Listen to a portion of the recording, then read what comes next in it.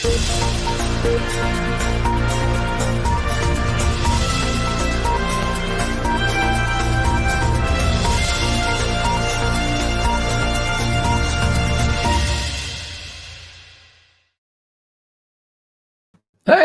how are you doing, Sober Army? This is Craig Beck, aka the Stop Drinking Expert and the author of Alcohol Lied to Me, a book that has helped hundreds of thousands of people to quit drinking with ease. I'm not shilling it. In fact, I'm giving it away free. If you want a free copy, go to the website, stopdrinkingexpert.com, sign up for the webinar, and you can download a copy of Alcohol Lied to Me. All right, so today in the Happy Sober podcast, we are talking psychological signs that you're winning. How do you know that this time is different? Was it Mark Twain who said, quitting drinking is easy? Why, I've done it thousands of times. Yeah, it's staying sober. That's the challenge, isn't it? It's not about quitting drinking. It's about staying sober. So how do you know, bearing in mind you probably have a lot of history of failure behind you, because nobody arrives at my podcast having not tried many times on their own to quit drinking. How do you know that this time is different and you're actually going to make it stick? And the reason I want to talk about that is because I got this very good email from Howard. So let's dig into that. And he has quite a specific question to ask. Hi, Craig. Hope you're well.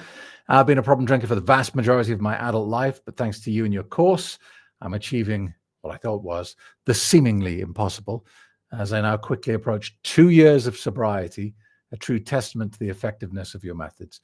Since becoming sober, I find that I have a lot of dreams about alcohol. They always follow a similar pattern in that I'm presented with the drug, I briefly fight against consuming it, but I always end up giving in and I drink it. I then wake up and for a split second feel a huge regret and disappointment in myself, quickly followed by a huge amount of relief when I realized that it was in fact just a dream. I must have dreams like this sometimes at least twice a week. But last night's dream was a little different. Last night, I dreamt I was in a bar with friends. I did my usual thing. Eager to get started, I practically leapt to the bar and started buying everyone a drink. The bartender then asked what I was having, wanting so desperately to order a pint of lager. But no, I froze for a second, looked him in the eye, and I asked for, wait for it, a Diet Coke. Shock horror. Then the whole place just fell completely silent. The music stopped. Everyone stopped talking, turned around and started staring at me with anger on their faces, daggers for eyes. That dream's great. The whole frozen scene then shattered like a mirror into millions of pieces, like something out of a movie. As ridiculous as it may sound, I feel like I've won a significant battle against the evil clown, because I think he's been trying to break me down subconsciously in my dreams. And I honestly feel like I've turned a corner. Did you dream about alcohol? Do you still have dreams? I'm really hoping that eventually they stop completely, as I really hate the feeling of regret as soon as I wake up. Keep up the great work. All the best, Howard. What a great email, Howard. Love it. A lot to dig into there. Look, I think, alcohol dreams, this is just my theory. I don't have any evidence to back this up, but it makes sense to me. Alcohol dreams are your subconscious trying to make sense of something quite dramatic that has changed in your life without explanation. I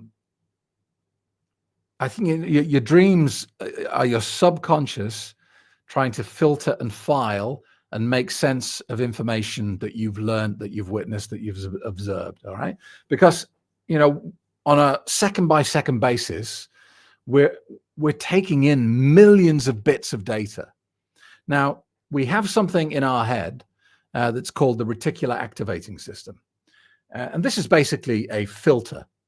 Instead of a scattergun of just absorbing all this information constantly, which would be overpowering, overwhelming, it would be just impossible to live. The reticular activating system of the brain focuses your concentration on what is important in the moment. All right. So if you're crossing a road and there's lots of traffic, you will be focused on the cars. You probably won't notice how many birds were in that tree or what that woman was doing with her shopping bag across the other side of the street. You will be focused on what is important in that moment, and your subconscious mind will have narrowed down your field of focus to that thing. But that doesn't mean you're not aware of all the other data. Yeah? Your subconscious mind is infinitely more powerful than your conscious mind, so it's constantly aware of everything. It knows how fast your heart's beating. It knows the temperature of your skin. It knows how fast you need to breathe to provide the oxygen to your muscles. It's doing millions of things at one time, but you, with your weak and pathetic conscious mind, can do one, maybe two as a maximum. All right? So when we go to bed at night, we're not conscious of this absolute avalanche of data that we've stored. We'll remember the TV show we saw on Netflix that night. We'll remember what happened at work. We'll remember that argument we had, blah, blah, blah. But we won't be conscious of the vast array of data that has come into our head. And while we sleep, our subconscious mind has to do something with it. So I think our dreams is just, we're kind of peeking into the filing room, into the mail sorting room during our sleep. We're kind of getting a glimpse of what our subconscious mind is doing to file this data. And some things just don't make sense to the subconscious mind, because if something's been there forever or for a very long time and then it's suddenly not there, your subconscious brain has to do a risk assessment. For example, if you go on a diet to lose weight, and up until you started the diet, you ate cream cakes and pizza every night, and you did that every night in front of Netflix. Pizza came, you had a sweet dessert afterwards. You did this every night, and then suddenly you went, no, I'm going on a diet, and you put yourself on a calorie-controlled, calorie-restrictive diet. Your subconscious mind would not really understand why you were doing that. It would assume that food had become scarce, that there was some sort of famine going on, and it would have to do a risk assessment as to how to deal with this situation. It just doesn't accept it. It has to work out what the hell is happening and how do we deal with this. Now, in the case of alcohol, you were in a routine, Howard, for most of your adult life that on a daily basis, you drank poison. Now, many decades ago, your subconscious mind had to go, hang on a minute, we've got a problem here. There's always poison in the system. If we don't do something, he's going to die. And that breaks rule number one. So many decades ago, your subconscious mind came up with a plan to live in a world where the water you drink is poisonous. And it's been running that program for decades. And then suddenly you do my course and stop drinking the poison. Your subconscious mind goes, hang on a minute. We've got to do a risk assessment because this is very different. And this can be quite a slow process. So I think your drinking dreams are just your subconscious mind trying to work out what the hell has changed, what is going on. Okay? I don't necessarily think it's the alcohol or the evil clown. I think it's just a part of the filtering process. So drinking dreams are quite common. To be honest with you, you are a bit of an unusual case, Howard. It's rare they last several years. Normally, what I've seen happen with people is they can be quite, for people that get them, some people don't, for the people who do get them, they can be quite aggressive for about 6 months. And when I say aggressive, I mean a couple of times a week. And then normally what happens after about 6 months is you might have one every month. And that will carry on for a while. And then eventually, one will just catch you out of the blue. You won't have had a drinking dream for 3 months and suddenly you had one. You're like, what the hell? Why did that happen? For you to be still having them 2 years on tells me that you drank for a very long time and it's taken your subconscious mind a lot of time to process the change. And I think you're right to be optimistic. You're right to be pleased because the theme of your drinking dream has changed. It does sound like your subconscious mind is starting to say, okay, so this guy doesn't drink the poison, but the other people around him do. Okay, all right, got that. So who knows? It's, dreams are kind of freaky, aren't they? But it sounds positive, sounds optimistic. I did have drinking dreams, and they played the format that I just described to you. 6 months, quite frequently. Then I didn't have one for about a year. And then I did get one after about 2 years, and it caught me like, "Oh, where'd that come from?" But it wasn't a regular thing. It just came out of the blue, and then it disappeared again. So they're quite common, nothing to stress about.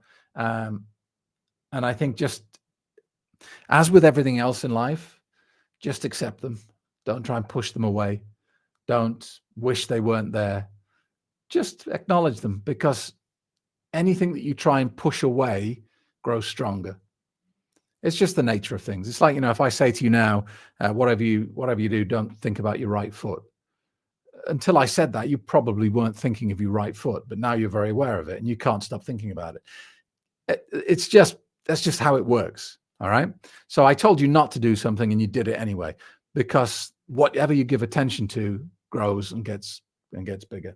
So be a bit stoic about it, be a bit Taoist, and just sit with it, accept it.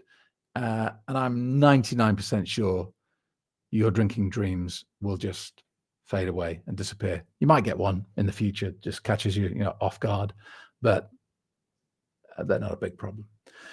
All right. Thank you very much for joining me. Just a reminder that over at the website, craigbeck.com, lots of things to check out there.